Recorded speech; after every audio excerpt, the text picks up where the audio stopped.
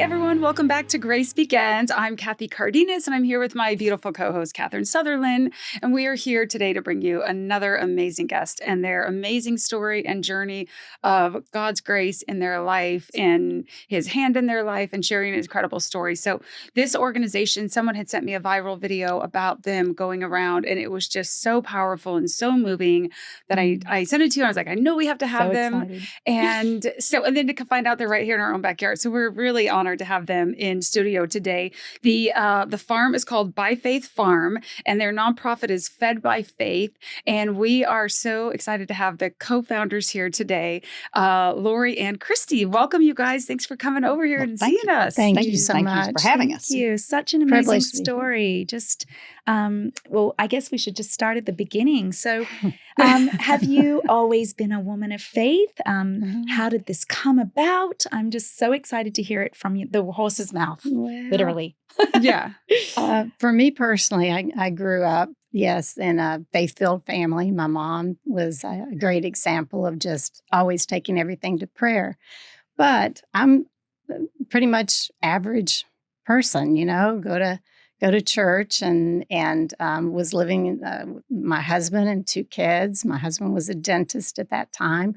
I worked in the office doing accounting and that sort of thing. And then just one night I had a dream, but it was a very unusual dream for me. It was very, very vivid and in color. And it was like someone had a video camera and they were just spanning this area. And I saw ponds and pastures and trees, and it was very beautiful. And then at the end of this vision, just a voice that said, buy land, grow food, and give it away, just like that. Sort of definitively, and it was so real that I woke up and I thought, wow, what a dream. And so I woke my husband up and I said, I had the craziest dream, and it said, buy land, grow food, and give it away. And he rolled over and said, shut up and go back to sleep. And so I did. And I really thought, wow, that was crazy. But the crazy thing is that it continued to come back, not like every night, but every so often. And over what period of time? Like a whole 3 years. Wow. And I did say that on the earlier video. It wasn't like I said, yes, Lord, right off the bat. Yeah. I didn't. I thought it was unusual at first. I kind of pondered about it. And then I started bartering. I started thinking, well, if this is God and he wants us to feed people, then maybe we can get involved in different food organizations, give money to other organizations that provide food for people. But the dream came back again. I told my husband that, and he said, well, and Jim had worked on a farm as a kid, just hauling hay, and he knew how hard it was. And so he was like, right off the bat, this is crazy. That is not a dream. That is a nightmare. We cannot do that. So when donating money didn't make the dream go away, basically, Jim had the idea of working at Room in the Inn, and we did that. Room in the Inn is where you provide meals for homeless people and sit down and actually eat with them. Mm-hmm. And we did that, and still the dream came back. Well, after a period of time, my heart sort of started to change, and God was working on me, and I guess I began to understand that, I can't do this, but he can. And I have to just open myself up to this. But unfortunately, my husband was not on the same path or wavelength, because he was still like, Lori, and he's the logical one, Yes. So he very logically was saying, it's not possible. And so then we were getting ready to go to a conference. And because I did the accounting, I only had 3 days. I had not done the end of the month, the payroll, any of the stuff. I was kind of backed up, a little stressed about what I needed to get done. But I had another dream. This dream, there was no visual. It was just a voice. And the voice said, put your house on the market now. That was it. And so I woke up in the morning thinking, put your house on the market now. Radical. Put your house on the market. People are going to be walking through your house and you're not there. I'm not very organized. My house was a mess. But I don't know how to explain it, but it felt so strong, just like before. And I had to try, and so I called a lady that helped me clean the house some, and she came over and we cleaned everything, drawers, closets, a garage, she hauled off carloads of stuff. And then Jim was sort of late coming home from work, which was a good thing because she had just left. And he walked in the house and he was like, you and what army has been cleaning this house? And I'm still bartering with God, like, okay, if I get all this done, then maybe, and so I said, just trying to clean the house before we head out of town. And I ran upstairs and I started on my accounting finally. And he hollers up the steps. He goes, I know what you're doing. I was like, what? He said, you're going to sell this house. And I was, started to laugh. And I said, well, what gave it away? Because I'm thinking I had organized the clothes in his closet, the tools in the garage.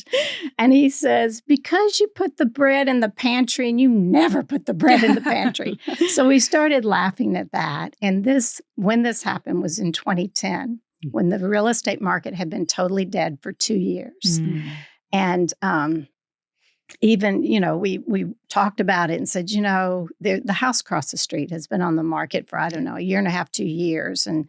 And the house up the road, we talked about that, how nothing was selling. And Jim said, it was him that said this, okay, if this house sells, that'll be God saying, go to the farm. And we laughed. And we went on our little trip. And when we came back, it was not only 2010 with a dead real estate market, the 100-year flood happened in Nashville. Yes. And so literally nothing was happening, during that time. And so, but 3 days after we got home, the real estate agent called and she said, I hope you're sitting down. And I said, as a matter of fact, we are. And Jim is right here next to me. And she said, you got a contract on this house with no contingencies. What? Oh, my goodness. Jim would tell you he got chills and he said, okay, I guess we got to find that farm. So that is how God pulled my husband on board, my very type A, list-oriented was so guy. clear. He needed a sign. He had to have, it would had to have been something bizarre for Jim to have changed his mind and said, okay, we'll try this. But being the logical, list-oriented man that he is, even then, when he got on board and was like, okay, we'll start looking for farms, he said, okay, well, it cannot be more than 15 acres. It cannot be more than X amount of money. It cannot be more than 30 minutes from my office. He had his list and was like, okay, whatever, that's fine, because I'm thinking he's on board. And I'll take what I get. Exactly, whatever. Whatever you say, honey. And so we started looking for farms, but as we drove around with real estate agent, I don't know, things just didn't look like in the dream. I was just expecting to see something or feel something that's what it is. And nothing really seemed quite right.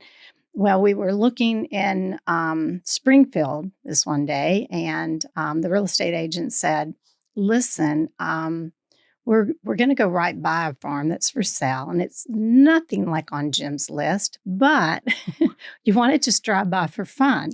And Jim said, sure. So we drove on to the farm, which is our farm now, By Faith Farm. And as we drove on to it, and he saw the spec sheet, he just looked at me and he said, put an offer on it. And I was like, wow. What? Because that is so unlike his character. He is not, snap decision kind of guy. Doesn't do anything impulsively. And so that, I felt like even that was a God thing, that Jim would have filled the conviction to say, put an offer on it. Did you feel it when you drove on? Well, to tell you the honest truth, I had seen this farm a year before with a friend of mine who was a real estate agent who was showing us around then, Grace Guthrie. And yes, my heart fluttered when I was on the farm, but it was 97 acres. It was 4 times the amount of money that Jim said we could spend. It was almost an hour from his office. So out of respect for him, I didn't even say it. I didn't even bring it up because I thought it's too far out of reach. We can't do this, And so that day, for God to have brought us, looking around all these other places, he brought us back to the one that a year before I had seen. And so maybe he needed him to see what else was out there. I think he did. First, so that he could be filled with That, Yes, I think so. I that's think so amazing. often in our lives, we go and pass all around the block Yes. because there's something we had to learn or grow or do, even for, Mm. the whole 3-year process of Yeah. was a process. And there were Preparation. many God things that happened during that year that I think prepared me, to be a farmer, because I think in the very beginning it was just, I don't know, I often think or imagine God with this incredible sense of humor. And he just looked down and he said, "See that lady? I'm going to turn into a farmer." That's the one. That's the one. And they're all laughing up there, And so it took a little while for him to convince me that this was something. But anyway, after that day, and when Jim said put an offer on it, then I got nervous because it was like, uh-oh, this might happen. What's going to happen next? What are we going to do? I don't know. So I got a little nervous, but I had been journaling for a while because so many strange things were happening. I was journaling, and in my journal that day, I just, I said, "God, if this is it, if this is the farm that you want us to be at, the land you want us to be, just give me a number in my head. Just give me a number as to what this farm would sell for." And I wrote this number down. Well, I didn't tell Jim because even with my dreams, Jim still thinks I'm a little crazy. So I didn't mention it really to anybody. But Jim later talked with the real estate agent, and said, this is way over our budget of what we thought we would spend. So, talk to them and see what they would take or whatever.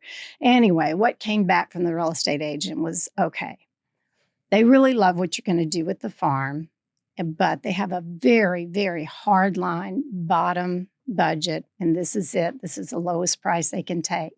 Well, it was exactly the number in my journal. Are you serious? Yes. And so then I knew this is it. This is where he wants us, So anyway, that was it. And then there we are, and the rest is kind of history. I know, I'm getting emotional. I just love, because I've seen it in my life, you've seen it in your life. We know people, when God speaks to you, like he loves you so much that he comes in to just help get you on that path. And he does that thing and speaks. And when you listen, it's just a beautiful reminder of how much he loves us and how much he keeps coming at us, even though we want to ignore it because it sounds crazy, But can you imagine if you had have said no? Like, I always think about that when he gives me a very clear yes. If I don't follow, what could have happened if I didn't step in and follow what he said? Like, he gives us an opportunity. And what are you going to do with it? And you have to be. I think what I've learned is for me, and you probably maybe know this, but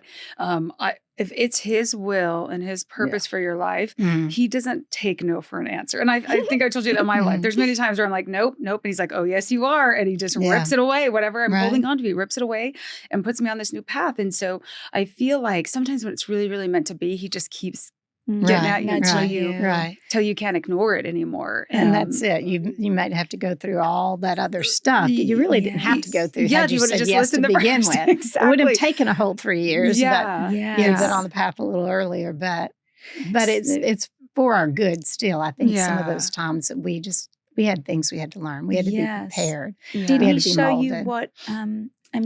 So you buy this farm, and now you have to. Obviously, some of it was already established, I'm assuming, on the farm. No, nothing. No. Okay, it was just the land. Years ago, it had sat vacant for a long time. Okay. So when we drove up on it, at that time, I did not know what sagebrush is. Now I do. It's this really a golden brown looking stuff. I go, it's kind of pretty, Well, that means that the soil is dead. Yes. I didn't know that You're at the time. driving out to a harvest.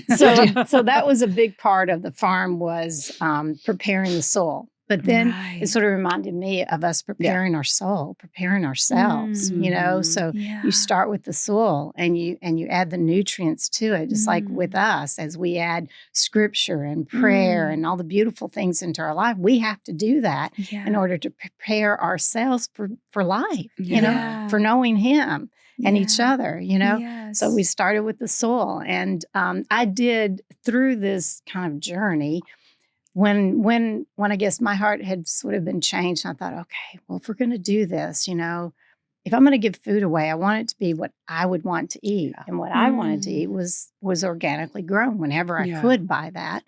So I thought, okay, we'll grow up by organic standards, I had no idea what that meant or how to accomplish it. But then I just Googled, organic farms. And the first one that popped up was Jeff Poppin in Red Boiling Springs, which isn't too far from my husband's office. And it just so happened that day when I pulled that up, he was having like a farm symposium or something at his farm. And I'm thinking, oh, we'll learn a little about farming. Might be helpful. It could be helpful. About owning a farm. And actually, this was another God thing because my husband, whenever I ask him anything, whatever it is, you want a piece of cake, whatever, his first answer is no, always no. And then he'll think about it and then he'll go take, but usually when I ask him something, it's no. Yeah. And so I said, do you want to go to this farm thing right up the road from your office this weekend? And he was like, okay. And I was like, okay. Whatever, God. I know that was you. So good, we're going. And we went. And that was one of the things that happened prior to finding the farm that kind of opened my eyes to think, I had this preconceived notion of a farmer as being, the old man in the overalls or the young hippie or something like that. But it definitely wasn't me. But at this weekend, I don't even know what Jeff called it, but it brought people from all over the United States and they would camp out and hang out. But there were a lot of people, or people look like Christy that just came out of Belle Meade, I'm jumping in with Alma. I'm ready to learn. Yeah, exactly. And there were hippie types and there were the in-betweens and there were highly educated people right out of college that had degrees in agriculture and people of all different skill sets that were there and lots of wonderful talks. And I thought, oh, okay, you're kind of opening my eyes to this a little bit. And so anyway, that's but I learned a few things there, but then when we found this farm and my anxiety kind of peaked and I'm like, whoa, what do we do and how do we do this? Yes. I did go back to him and said, hey, would you come and just maybe be here for a week or two and sort of teach me how to put in a garden. And a garden, I call them gardens, but it's not like a garden in your backyard. Right. It's more like an acre, or we put in about of certain vegetables. Right. We did a half acre of corn and we did about an acre of mixed vegetables. Wow. So, and I'm sure it's like there's so much to learn in like what you're saying about the soil and what vegetables should be grown together, bugs. And I mean, there's just so much involved in it. And the fact that you had this put on your heart without any experience and where you are today and the work that you're doing, it's just nothing but God. It could never be. That's it. Yeah. That's it. And I think that's why maybe he chooses some people because like she knows nothing. And so people would have to give him the glory because they know, okay. Even my friends would say, that's not Lord. And then he brings wonderful people like Christy. I'd love to see how this came about. All of this kind of evolved into, okay, so we're just sort of doing the farming thing and being, growing a little more each year. But then and my husband, as we had said earlier, my husband would truck the food to different places. And sometimes the food bank would be full or whatever. Then we partnered with Second Harvest. And Second Harvest of Middle Tennessee is a huge organization, feeding organization. And they are in conjunction with Feeding Americas. And that's big. Yes. And they distribute food all over Tennessee. So we connected with them and they started distributing the food, which was wonderful. And then along the way, they did bring in volunteers occasionally, like twice a week for a couple hours, we would get some volunteers. Well, and I would call the volunteers our farm angels and say, our farm angels are coming, yay. And this farm angel came, Christy Palmer, and life changed after that because Christy just kept looking at me going, you need help. Well, it was the two of them doing it for those 10 years. Yes. And then Second Harvest, when they had this little program that was called Farm to Families, and they would bring the volunteers twice a week, I was actually doing another farm through them because I'd been philanthropic, doing everything from junior league to every charitable organization, And so I went out there and then a dear friend of mine said, well, I'm going to go out to the other farm, which is 45 minutes from my house. Mhm. The other one was 20. Yeah. Go out to Jolton for 45. And so she said, well, by the way, if the slots are taken through Second Harvest, don't worry. I know the owner. And so I went because it would usually be 7 to 10 sign up, Yeah, sign they up. limited the number of They sign-ups. limit- I don't know why. We don't know why. Yes. We had plenty to do. And so Yeah. then I went out there. And after being there with her, even the first time, it just changed my life. And even though I had been doing the other one, and that was wonderful as well, it just totally changed my mind of just her story, the serving. And as a anecdote backwards, I had learned also that day that her husband, who had been in a ATV accident years before, and who also had to, ultimately after, I don't know how many surgeries, had to shut his 13. practice down. And so I'm learning all this as I'm doing with her, and we're talking and working, and I'm like, there was just this burning, nagging thing in the back of my head, and I'd go back and back and back. And then after a few of them, I was like, Lori, we've got to make this sustainable.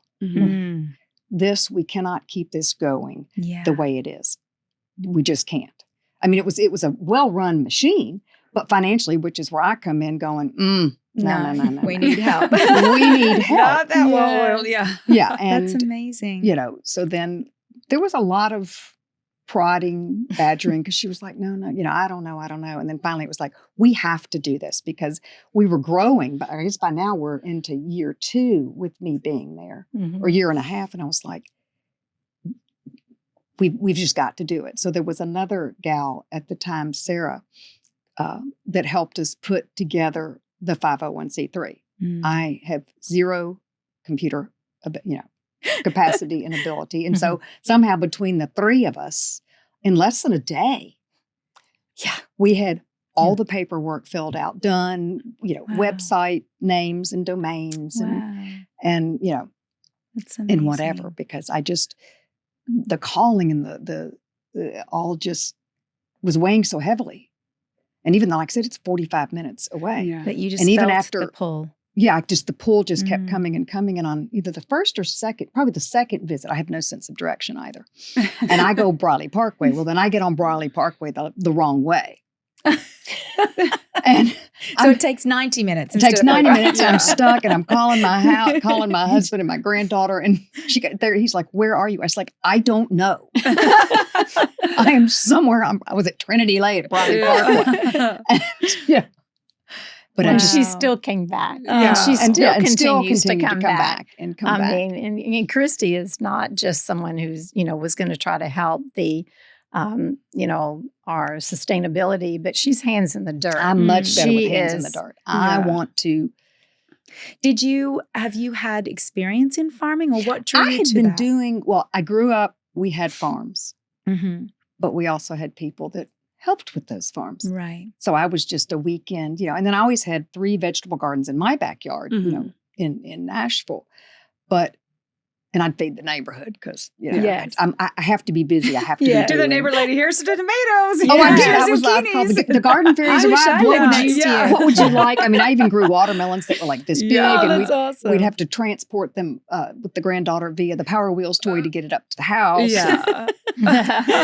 And Yes. and then we would, so that was, so I had been doing that, but it was more than just the love of having my hands in the dirt and being busy and doing it. It was being on the farm, and then with Lori, it just takes you to a place that is not describable. I mean, It's like a gratitude, I think. When you're in nature like that, there's something very peaceful, and it's really how it's supposed to be. It's connecting us to the Father. It's where we are having our hands in His creation. It's like a beautiful thing, because we had a gentleman on several months ago now, Mitchell from Farmer Wants a Wife. He has a farm in Mount Juliet, and he's so calm. He's this, like, for such a young man, he has this calmness about him, and he says it's because he's on the farm. Like, he's like, I'm around God's beauty every single day.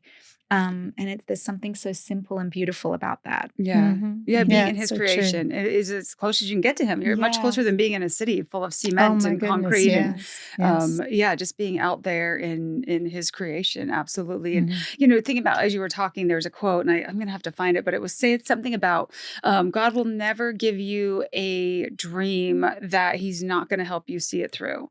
Mhm. Like he will Yeah. never, So it's like, That's even so in the true. hardest moments, you're like, you tell me to do this and now I can't figure it out. And then it's like, no, he's going to get you through. If he put it on your heart, Mhm. he's going to take you over the finish line with it. And anyway, just thinking about that quote. Well, and that's sort you of guys. one of the things that I always say, which is in a different round. It's like God will never give you more than you can handle. Yes. And then I always antidote going, could I have a few, pieces to the puzzle or To partner with him. to partner with him. Mhm. But he doesn't. He doesn't, whether it's farming or anything, he doesn't give us more than we can handle. I think he likes to test us, though. I just went Oh, through that's that. what I said. I I'm went like, to could I that have a personal few more test. I'm like, pages or It's the part of that memo? molding. we don't need to push me to the edge. We can just, trust knowing that I can handle it. We don't need to actually. Mhm. Oh, yeah, test because my me. family, Yeah. laughs that I go out there all the time, 45-minute drive out.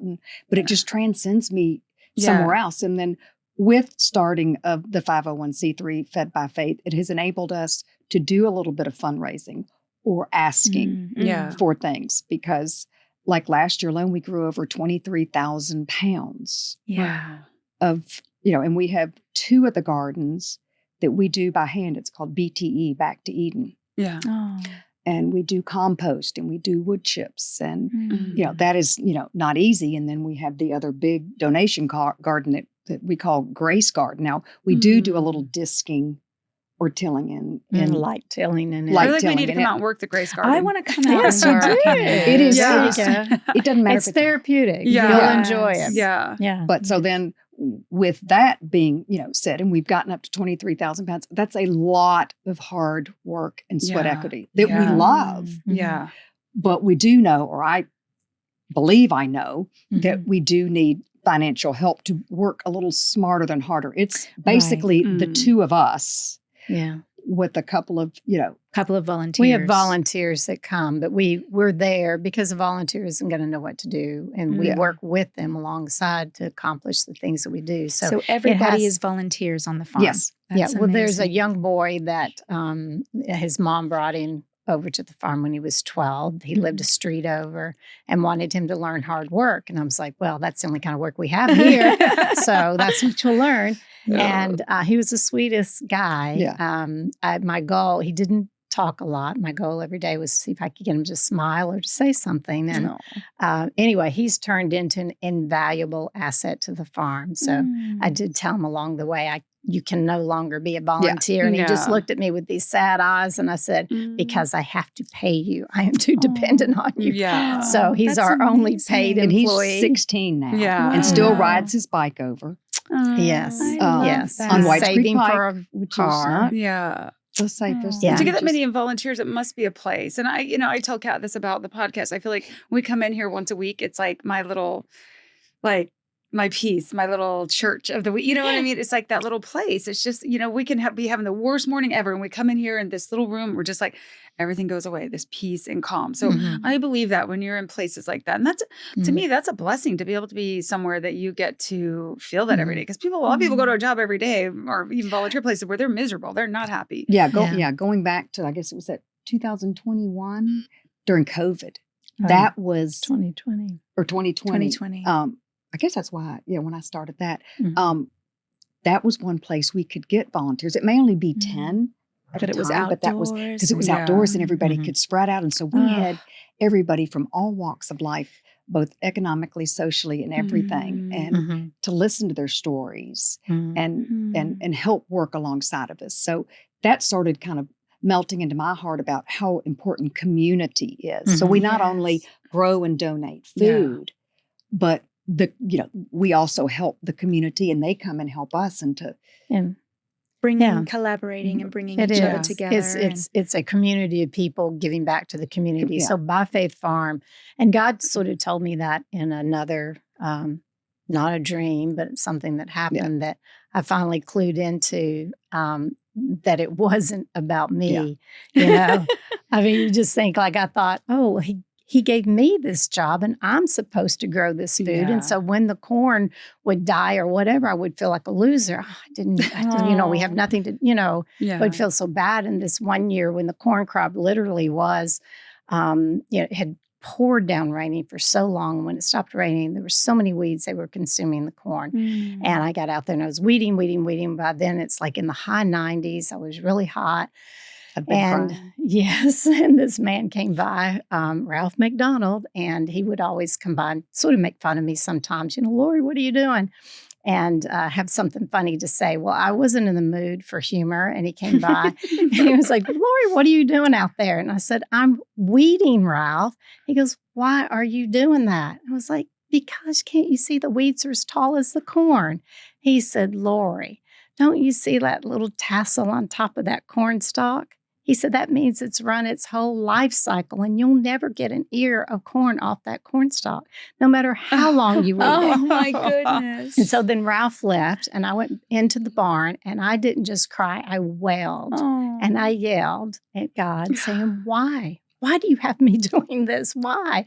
I could donate the money and feed more people, know? Anyway, I quit crying, got over my pity party, and I went on, doing my work for the day. And then the next morning, a woman called me and she asked if she could come visit at the farm. I was like, sure, anytime. And she said, well, I just want to tell you, and I'll tell you this, 1 year before that happened, the Catholic newspaper had come out and did a little article on the farm, and it talked not so much about what we were growing or giving, but about God talking to all of us, and that, that he speaks to every, it was a beautiful article, but it talked more about the dream and about, our relationship with him. And so she said for the last year, every morning, her and her husband would get up, they would pray together, and then they would reread that article because it had given them the courage to step out and do something that they believe God is telling them to do. And so I didn't have a dream or anything, but it was like when I hung up from her, I thought, oh, I see. It's not, like he was saying, it's not about you, Lori. And it's not just about growing corn or anything else. It's about me and telling my story. Yeah. And so then, and as this community of people began to come onto the farm, and when we're there, we're talking the whole time and we're sharing God's stories. And I thought, now I get it. The food is wonderful. And that's something that we do and we will always do. And we will never, ever sell the food. It's going to go and be donated. But what God wanted was this community. And as the community grows, we're doing more and more of what he wants. I also think about that young boy too and what it's done for his life. Like he probably didn't even know he had a calling in that. His mom sent him and he was probably arguing and didn't want to do it. And now it's completely blessed his life and he's blessed God is so creative and it's just amazing to me how he just brings people together like that. And it's always about his purpose. Yeah. You probably have so many people being affected by this farm and you don't even realize it.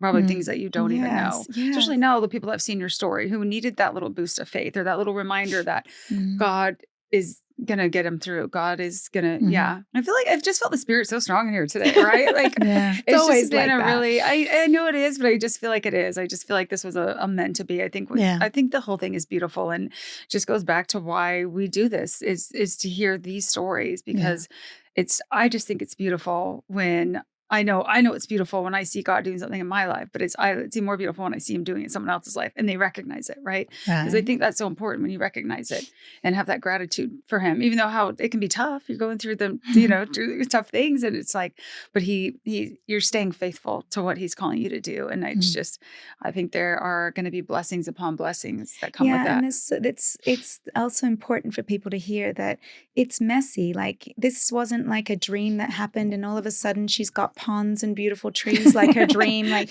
she's on her knees sweating in the heat of summer, picking corn. Like, it's hard work.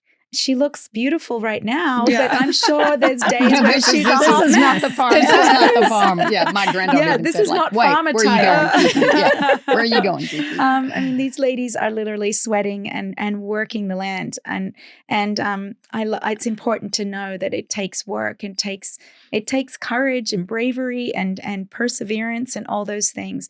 It doesn't God's just not going to hand it to you and make it perfect. Yeah. But He's working through the imperfections, and it's beautiful to see what you're doing for the community and for so many people that you don't even know. Like when I looked on your website and saw the numbers, it was like 182,000 people since you started this, or Who've come onto the farm. 182,000 pounds. That's what it was. Yeah. Right. Of food that they've donated. That's Like manual labor. manual labor. I mean, not like Yeah. we have no farm equipment to pick the watermelon, to dig up the Yes. sweet potatoes. Or Yeah, the there's so potatoes. many things. And we do it. It is a 97-acre farm. And I would be happy if every acre of that farm was used to grow food, you know, or Yes. for, you know, for this mission. But there's so many things that could make it more efficient. We do most things by hand. We did get a small tractor, but it needs implement. You know, so many things. Yeah. And this is all Machinery and machinery and things like that, or even yes. just small equipment that would make things easier and better. And the one thing, Christy and I have been talking about lately is our electric source. We do have a greenhouse and high tunnels now, but the electricity is constantly what do you call it, fusing out, you know, goes out on one thing or another because it's overloaded, because all the electricity comes from this one 1940s house that has very old wires in it. And I feel like I've been prodded for a while, like, you've got to get that fixed. You've got to get that fixed. But it's just a much bigger than just a little fix. Yes. It's like the whole thing needs to come down and redone. Right. So 'Cause it's anyway, a fire hazard too, probably. Well, yeah. Exactly. Yes. Or like at Christmas, we because of doing some of the fundraising things, we had some funds to do the propane in the greenhouse. We grow year round. Yeah. Well, we had 60 tomatoes going, pots of tomatoes, and we were growing all winter and everything. And then there was one of those fuses blew, and in one night we lost all 60 tomatoes. Oh, gosh. wow. And it didn't- because it was cold. It was yeah. 64-foot tall tomato plants that were producing hundreds and hundreds of pounds of tomatoes. Wow. And they were beautiful, and we were growing and giving all through the winter. And then one night, because of the electricity, kaboom, Just the, like that. the heater, the So that's when I was heater like, went out. okay, Oh, that's this devastating. is a sign. Yes. We got to Yeah. do We've got to do something. So where's the best place if somebody wants to help your farm? Where and donate, either volunteer or donate money, or maybe there's an electrician out there. Where can people go to? Where's the best place for them to reach you? Well, on our website is byfaithfarm.com. Okay. And it has my number. Our email is info@byfaithfarm.com. So Okay. they can contact us there. If they want, if they have special skills or something, they think, well, maybe we can help this Yes. farm either with building or Yes. electrical or plumbing or whatever, all those things we need, or to just come out as a volunteer, they can contact us there. Okay. We also have on the website is a donate button that you can donate through Venmo, PayPal, or I guess I don't know. I that's get it. some requests sometimes. It's like, I don't have Venmo and PayPal. I'm like, do you have a check? I said, we take checks. Or Zelle. Zelle, that's I don't another think way we to have help that. it. But it's so No, funny when do people, that. because I've just had 3 people just recently, and I answer a lot of the emails, and it was Yeah. like, well, I don't have PayPal, but I said, but we write checks. And they said, who Yes. should we Old make it school. out to?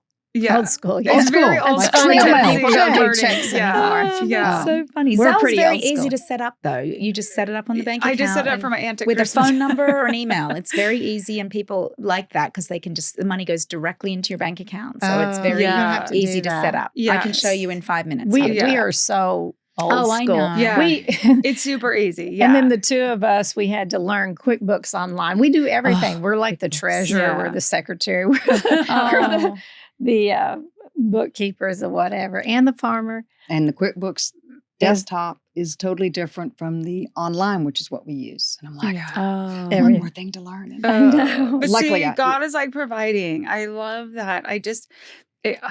I think we're gonna be praying hard for you guys. And If you're listening and you are a builder, an electrician, a farmer, you have money that you would like to share to help feed people that are hungry.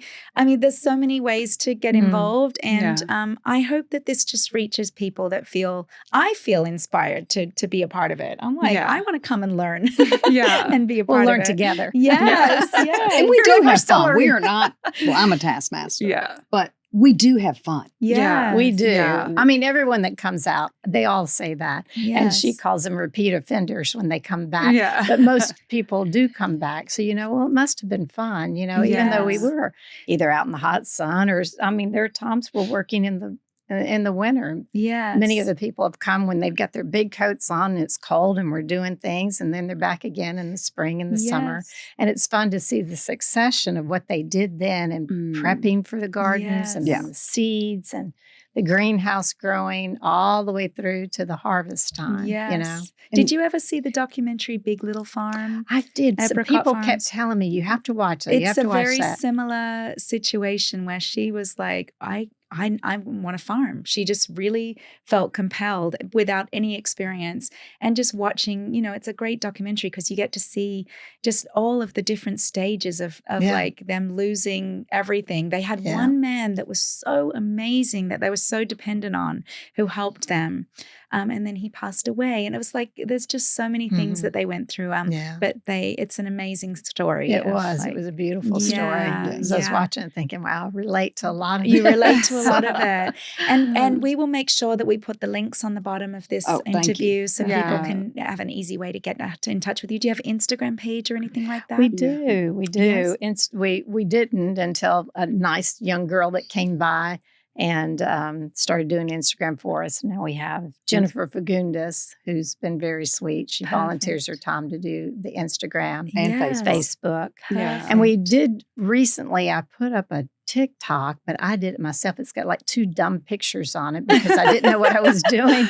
But the young girl, Kara X Lewis, who did the video, that you all she saw. kept saying, "Do you have TikTok? Because I'm going to put it on TikTok." And I thought, no, I don't. I really would like to see what it looks like. So you put took that up. create an account. So if you see a TikTok for by Faith Farm and wonder, wow, I have no pictures on here. It's above our pay grade. Right, exactly. I don't even have a that either. TikTok. I don't have a TikTok. No. Yeah. I tried that for 5 minutes and I was like, I'm too old for this. Yeah. I I don't know get too consumed by Instagram. If I have a TikTok too, forget it. Well, I have much. neither of that. Yeah. I don't have any of that to get on and see our farm stuff. I go on my daughter's, wow. Instagram and Facebook to see what we've posted and stuff. Yeah. Well, you guys don't have time for Instagram. No, You're all it's- busy over there. No, but we have gotten Busy. so many. I don't understand where all the messages go. Like there's a message on Instagram and there's one Facebook and there's an Yeah. The iMessage DMs. from something else. And because of that video, we were getting messages from people in South Africa and It's England amazing. and It reached so many Mexico. people. It So goes if you viral. haven't heard back from us, we just Right, haven't it's not- found you. Exactly. It's somewhere. I know. Well, then they have like hidden messages. As a matter of and fact, Yeah, if it's just- someone's scam list- message, and then it's So many please places don't think to that look. we. there was Yeah. someone Appreciate that we actually wrote and said that she was a farmer and she was going to sell a welding machine and thought, well, maybe we could use it at our farm because she was inspired after the video. And I saw that. And then later on I thought, we could use a welding machine. But I couldn't find the message again. It was like all these different places for messages. I thought, I've got to get better at this. Yes. Well, email them. If Yes. you Yeah. email them, I that's the was gonna best. say, it was Yes. me. I Maybe promise not I won't lose you Maybe in not an an email. Instagram message. I can handle emails. Oh my gosh. Oh. No, I think it's like I said, I think when God puts it on your heart, he's going to help you follow through and he's going to be there with you. And I think you guys are going to do amazing things. And I don't think this was by accident that she found you and that I found you and that you're here today and that you're right down the road from us. Yeah. We do Come Zooms, visit. but we love having people in here. And like I said, I felt like the spirit was strong in here today. And you ladies are amazing. And we're going to be Well, thank you. here for you and support and share your message any way we can and help any way we can. And Kat's going to manually labor out there. But I'm going to get I'll my just hands help your dirty. Instagram page. Yeah, and I can help with that too. Yeah. And you can come out for our You Pick Flower Garden. Oh, Every yeah, with us. Saturday we have the I'll come one for that. thing that we the one thing I guess we sell, and it's really by donation, are vases of flowers. So you can come out and just meander through a beautiful garden with butterflies and enjoy the day. Let's do that. I do fresh my flowers daughter every for week. that. Yeah. Saturday mornings 9 to 12, and eventually we'll have other days. We'll have right Tuesday. now we just got to try to find the volunteers. Yeah, it's nice. Okay. Lori's there 6 days a week, and I try to make her stay home on Sundays, but even like yesterday, she couldn't. In the afternoon. Afternoon. So, but anyway, thank you so much for having us. We'll be praying for you on, guys, and I know we're this just is very grateful and humbled. Yeah. Oh, we're humbled. Thank you so much. So, all right. Well, thank you guys Thank for you. joining us. And Thank you, ladies. keep us posted on how everything's going. We'll be in touch with you guys for sure. And hopefully you've touched some lives today. I bet you have when people hear this. So thank you for taking the time to come on here with us. Thank you. Thank you. We'll see you next time on Grace Begins. Bye.